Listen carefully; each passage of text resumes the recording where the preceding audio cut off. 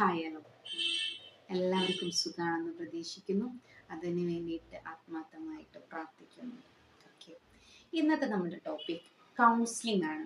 എന്താണ് കൗൺസിലിംഗ്, ആർക്കാണ് കൗൺസിലിംഗ് കൊടുക്കേണ്ടത് എന്നതിനെ കുറിച്ചുള്ള കുറച്ച് കാര്യങ്ങൾ ഞാൻ നിങ്ങളുമായിട്ട് ഷെയർ ചെയ്യാൻ ആഗ്രഹിക്കുന്നു. ഓക്കെ, പലപ്പോഴും കൗൺസിലിങ്ങിനെ കുറിച്ച് പല ആളുകൾക്കും തെറ്റായ ഒരു ധാരണയുണ്ട്. അപ്പോൾ കൗൺസിലിംഗ് കിട്ടിയെന്ന് പറഞ്ഞാൽ അയാൾക്ക് എന്തോ വലിയ മാനസികമായിട്ട് എന്തൊക്കെയോ പ്രശ്നങ്ങളുണ്ട്, ആ രീതിയിൽ പിന്നെ അയാളോട് പെരുമാറുകയൊക്കെ ചെയ്യുന്ന പല പ്രവണതകളും നമ്മൾ കണ്ടുവരാറുണ്ട്.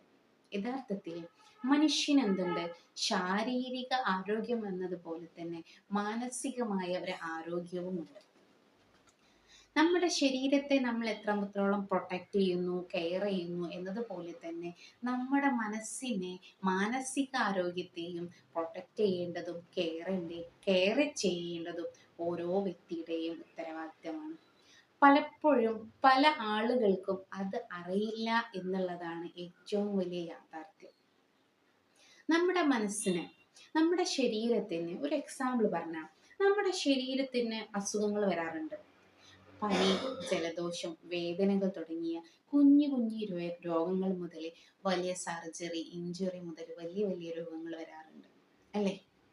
ഈ സമയത്തൊക്കെ നമ്മൾ എന്ത് ചെയ്യുന്നു, ശരീരത്തിന് ട്രീറ്റ്മെന്റ് കൊടുക്കുകയും കാര്യങ്ങളൊക്കെ ചെയ്തിട്ട് പഴയ രീതിയിലേക്ക് ശരീരത്തെ കൊണ്ടുവരുന്നു. എന്നിട്ട് നമ്മൾ സ്മൂത്ത് ആയിട്ടുള്ള, ശാന്തമായിട്ടുള്ള, സമാധാനപരമായിട്ടുള്ള ജീവിതത്തെ എന്ത് ചെയ്യുന്നു, മുന്നോട്ട് കൊണ്ടുപോകുന്നു. ഇതുപോലെ തന്നെയാണ് നമ്മുടെ മനസ്സിനും ചെറിയ രോഗങ്ങൾ മുതൽ വലിയ രോഗങ്ങൾ വരെ ഉണ്ടാകാം. സ്വയം കണ്ടെത്തുക, അത് എന്താണെന്ന് മനസ്സിലാക്കിയിട്ട് നമ്മളൊരു കൗൺസിലർ അടുത്ത് പോയിട്ട് നമ്മൾ അതിന് പരിഹാരങ്ങൾ തേടുന്നു. അതൊരു പക്ഷേ അയാളോട് നമ്മുടെ കാര്യങ്ങൾ പറയുന്നതിലൂടെ, അല്ലെങ്കിൽ തെറാപ്പികളിലൂടെയൊക്കെ അല്ലെങ്കിൽ വലിയ കേസാകുന്ന തെറാപ്പിയിലൂടെയൊക്കെ അതിനെ മാറ്റിയെടുക്കാൻ പറ്റും. ഓക്കെ, ഇതിനെയാണ് നമ്മൾ കൗൺസിലിംഗ് എന്ന് പറയുന്നത്. യഥാർത്ഥത്തിൽ കൗൺസിലിംഗ് ഒരു മാനസികമായിട്ടുള്ള ചികിത്സാ പദ്ധതിയാണ്. അതിനപ്പുറത്തേക്ക് ഒരു കൈത്താങ്ങായിട്ട് നമ്മൾ പ്രവർത്തിക്കുകയാണ് ഏതൊരു കൗൺസിലറും ചെയ്യുന്നത്. ഒരു മനുഷ്യന് എപ്പോഴാണ് മാനസികമായിട്ട് പ്രശ്നമുണ്ട് എന്ന് അയാൾക്ക് ഫീൽ ചെയ്യുന്നത് എപ്പോഴാണ്, അത് ഓരോ വ്യക്തിയിലും വ്യത്യസ്തമാകും എന്നുള്ളതാണ് ഏറ്റവും പ്രധാനപ്പെട്ട കാര്യം. ഏതുപോലെ ഒരാൾ പറയണം, എനിക്ക് എന്നെ ബാധിച്ചൊരു പ്രശ്നം, അതെനിക്ക് എന്നെ വല്ലാണ്ടത് ബുദ്ധിമുട്ടാക്കുന്നു, എൻ്റെ ഡേ ഇൻ മൈ ലൈഫിനെ താളം തെറ്റിക്കുന്നു, എൻ്റെ ഉറക്കത്തെയും ഉണർച്ചയെയും എല്ലാത്തിനെയും അത് പ്രശ്നമാക്കുന്നു എന്നതിലുപരി എനിക്കതിനൊരു പരിഹാരം കണ്ടെത്താൻ പറ്റുന്നില്ല.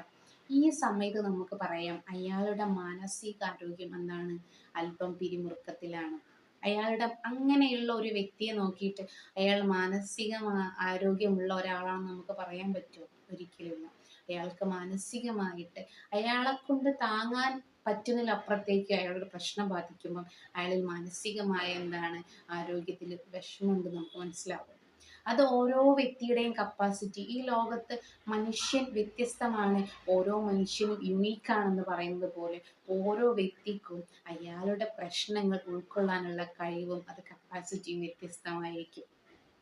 ഓക്കെ, അപ്പൊ അങ്ങനെ ഓരോ വ്യക്തിയും, ഓരോ മനുഷ്യനും അയാൾക്ക് ഉൾക്കൊള്ളാൻ പറ്റുന്നതിലപ്പുറം പ്രശ്നങ്ങൾ ഉണ്ടെങ്കിൽ അയാൾക്ക് ഒരു കൈത്താങ്ങാവുന്ന ഒരു കൈത്താങ്ങായി അയാൾ അതിൽ നിന്ന് ആ പ്രശ്നത്തിന് അതിനൊരു പരിഹാരത്തിലേക്ക് അയാളെ കൈപിടിച്ചുയർത്തുക എന്നുള്ളതാണ് ഒരു കൗൺസിലർ യഥാർത്ഥത്തിൽ ചെയ്യുന്നത്.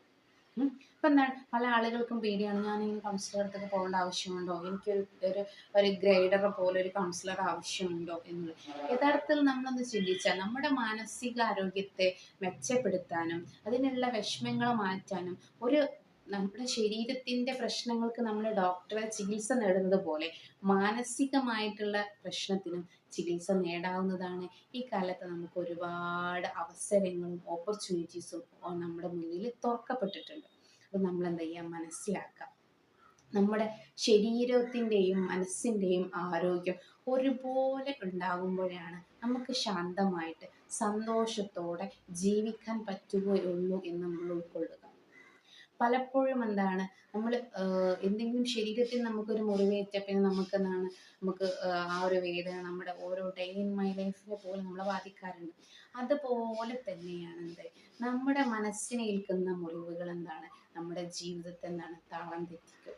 ആ താളം തെറ്റുന്നതിന് മുമ്പേ ഇത് പിടിച്ചിട്ട് അതിനെ മാറ്റിയെടുക്കാൻ ശ്രമിക്കുന്നിടത്താണ് ഓരോരു മനുഷ്യനും വിജയിക്കുന്നത് എന്ന് മനസ്സിലാക്കുക. അപ്പൊ നമ്മുടെ കൗൺസിലിംഗ് കൊണ്ട് ഉദ്ദേശിക്കുന്നതാണ് ഒരു താങ്ങായിട്ട് പ്രവർത്തിക്കുക എന്നുള്ളതാണ്. അപ്പൊ നമ്മൾ എനിക്കിങ്ങനെ ചെറിയ വിഷമല്ലേ ഉള്ളൂ, എന്തിനൊക്കെയാണ് ഏതെല്ലാം കാര്യത്തിനാണ് ഞാൻ കൗൺസിലിംഗ് ചെയ്യേണ്ടത് എന്നുള്ളത് പലപ്പോഴും പല ആളുകൾക്കും ഭയമാണ് അങ്ങനെ ചെയ്യാൻ. പക്ഷെ നമ്മൾക്ക് എന്താണോ നമ്മളെ കൊണ്ട് താങ്ങാൻ പറ്റാത്തത് അത് നമ്മളിലേക്ക് ഉണ്ടാകുമ്പോൾ നമുക്ക് തീർച്ചയായിട്ടും ഒരു കൗൺസിലിംഗ് കൺസൾട്ടന്റിനെ കാണാവുന്നതാണ്. അതിന് വേണ്ട പരിഹാരങ്ങൾ ഇതാക്കാവുന്നതാണ്. യഥാർത്ഥത്തിൽ നമ്മൾ അങ്ങനെ ചെയ്യുമ്പോഴാണ് നമ്മുടെ മാനസികാരോഗ്യം നിലനിർത്താനും മെച്ചപ്പെടുത്താനും പറ്റുന്നത് എന്നുള്ളത് മനസ്സിലാക്കാം. Okay, thank you. നെക്സ്റ്റ് ക്ലാസ്സിൽ കാണാം.